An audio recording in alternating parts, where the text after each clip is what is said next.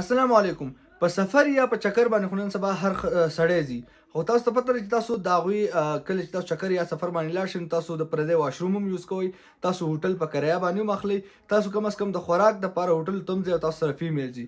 او تاسو ته پته لري چې نن سبا په هوټلو کې کیمرې هم لګېدلې وي د بلیک میلینګ دپاره یا هسې هم لګېدلې وي او یا داسې ځای کې لګېدلې وي چې تاسو سره زنانۍ. صحیح ده؟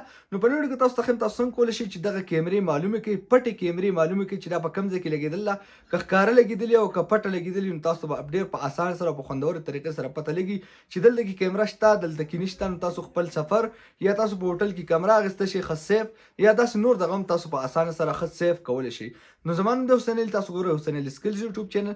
راځئ چې ویډیو شروع کړو. نو د دې لپاره به تاسو ته د یو اپ ضرورت وي، هیډن کیمرا ډیټیکټر. دا به تاسو د پلی سټور نه په خپل موبایل کې انسټال کړئ. دا تاسو کتلی شئ په سکرین باندې تاسو ته راځي. نو چې کله تاسو اوپن کړئ کولاو کړئ نو تاسو ته به نن سبا به تاسو کتلی چې کیمرې دوه قسمه راځي.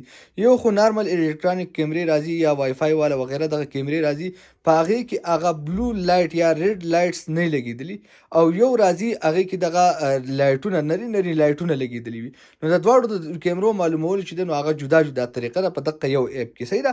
اوس که تاسو نارمل کیمرې معلوموئ چې دلته کې شته که نشته، نو د هغې لپاره به تاسو دا کلیک کوئ. نو کله چې کیمرې دی به تاسو ته اواز کوي او تاسو ته وایي چې دی نږدې شته یا لرې ده کیمره. نو اوس تاسو کتلی شئ 50 ځکه ښایي چې ما سره په دلته کې په موبایل باندې بله کیمره آن ده، او که دا تاسو کتلی شئ چې د دې ته نږدې کومه نو دا تاسو کتلی شئ چې دی تاسو ته وایي چې دلته کې کیمره شته. نو دا تاسو په کمره کې ګرځولی شئ، تاسو به ډېر په اسانه طریقې سره پته لګي چې دلته کې کیمره شته که نشته. دا ګوره زه بیا کیمرې ته نږدې کومه نو ډایرکټ به دا اواز کوي چې کیمره ده دلته. دا تاسو کتلی شئ د دغه طریقې باندې تاسو ته د دې کیمرې معلوموي.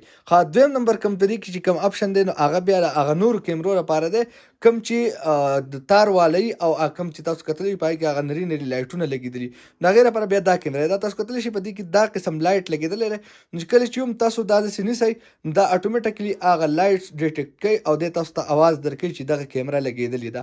نو دا چې د لرې کیمرو لپاره هم تاسو یوز کولی شئ، چې کوم ځای کې لرې هم کیمره لګېدلې نو هغه هم د دې حل وي.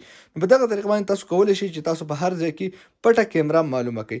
نو دا ویډیو کړو خوښ شي ویډیو لایک کړئ، چینل سبسکرایب کول مه هېروئ، ویډیو د خپل ملګرو سره شیر کړئ. تر بلې ویډیو د خپل ځان ډېر زیات خیال ساتئ. د الله په امان.